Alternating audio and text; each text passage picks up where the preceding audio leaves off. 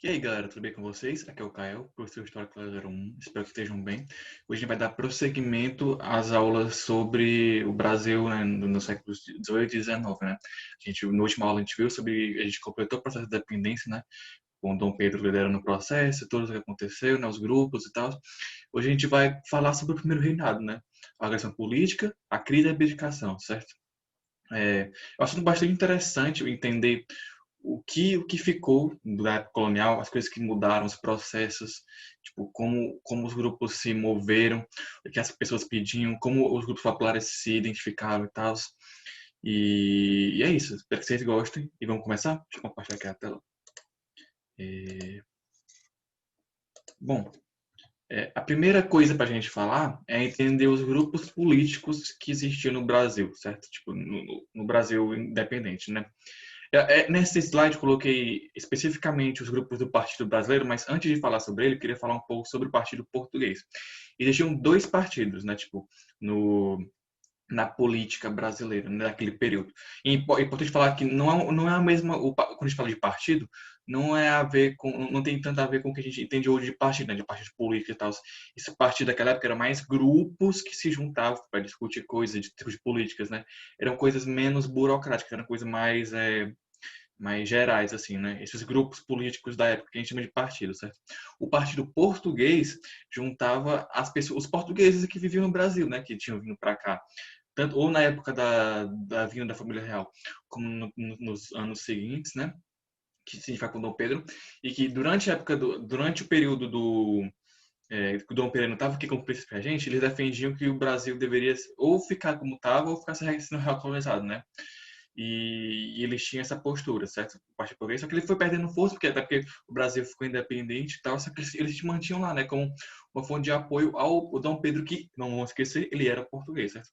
E além desse Partido Português, existia o Partido Brasileiro. E o que era o Partido Brasileiro? Era o partido formado por pessoas brasileiras, né, por brasileiros que queriam a independência, certo? Que queriam a emancipação. Só que esse partido ele vai se diferenciar em dois grupos, duas alas, né? A primeira ala é a ala conservadora, né? Que ela é formada principalmente pelos membros da aristocracia rural que se situavam em torno do Rio de Janeiro. Eles defendiam, primeiro, a autonomia administrativa e a comercial obtida durante o governo joanino, sem necessariamente separação em relação a Portugal. Ou seja, é um pouco parecido, tipo, eles não eram tão distantes do partido português, né, em si.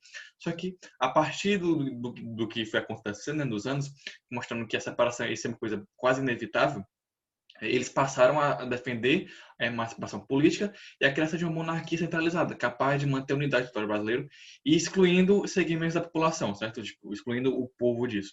E o principal líder era o Bonifácio de Andrade, beleza? Um dos quadros mais próximos do Dom Pedro e tal.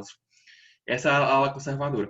A ala radical, que era formada principalmente por membros da classe média urbana e que tinha o principal líder, o Joaquim Gonçalves Ledo, eles eram defensores da emancipação política e da democratização da sociedade. E contava com grande participação da classe média urbana e tal. E nas regiões da Norte e Nordeste, foi comum a defesa por parte da aristocracia rural da emancipação em conjunto com a implantação de um regime que conferisse autonomia às províncias, né? Ou seja, o federalismo. E esse era o resultado do temor em relação à centralização das regiões no Rio de Janeiro, conforme defendiam a galera do Bonifácio.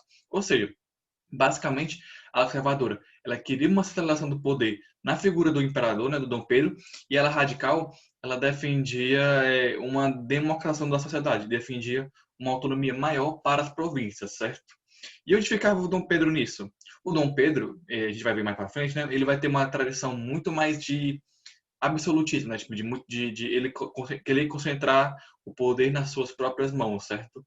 Ele era, tipo, no final das contas, ele era dinastia, né? Tipo, ele vinha da dinastia de Bragança e tal, da Prada da monarquia absolutista e tal. Ele queria o poder nas mãos dele, ele queria ficar com o poder para si, certo? A gente vai ver como isso vai se dar. Mas aí, esses são os dois grupos políticos, certo? Do Partido Brasileiro, que é importante muito entender, para entender tipo, as posições, certo?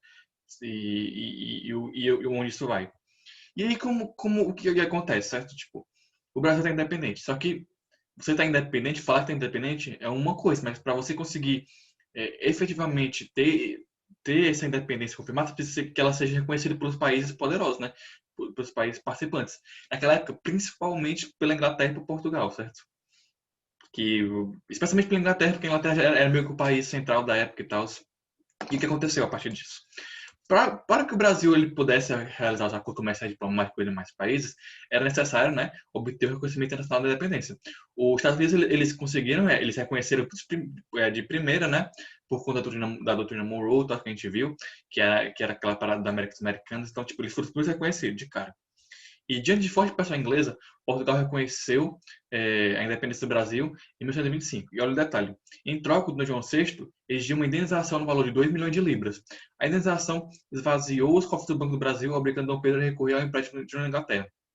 E o dinheiro da indenização, ele não chegou aos cofres portugueses, já que existia uma histórica dívida de Portugal com a Inglaterra. Ou seja, Portugal transferiu essa dívida para o Brasil.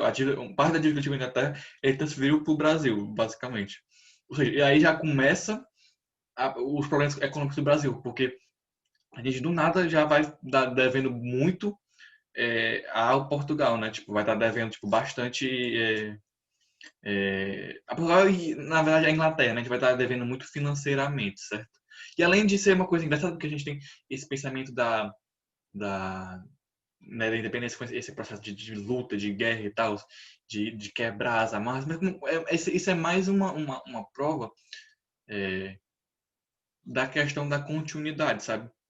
De como as coisas continuaram de um período para o outro, certo? De que não teve uma quebra de ruptura de instituições, de práticas e tal. Porque a gente faz a gente pagou a gente pagou pelo nosso direito de liberdade, sabe? Tipo, é uma coisa interessante de se pensar.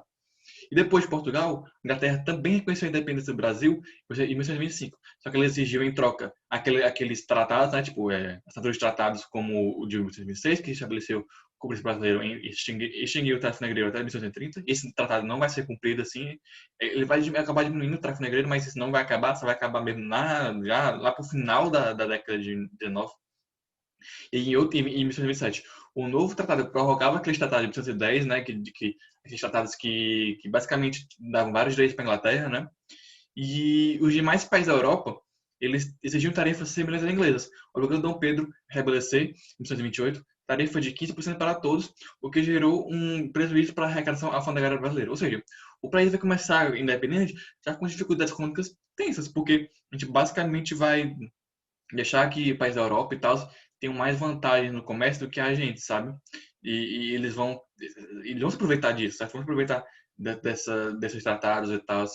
E essa dificuldade econômica vai ser um dos pilares que vai começar a aumentar eventualmente a impopularidade do Dom Pedro, beleza? Então essa aqui é o começo básico. Na próxima a gente vai ver um pouquinho sobre as constituições, né? Do processo de estabelecer a Constituição e o que acontece a partir disso, beleza? Valeu!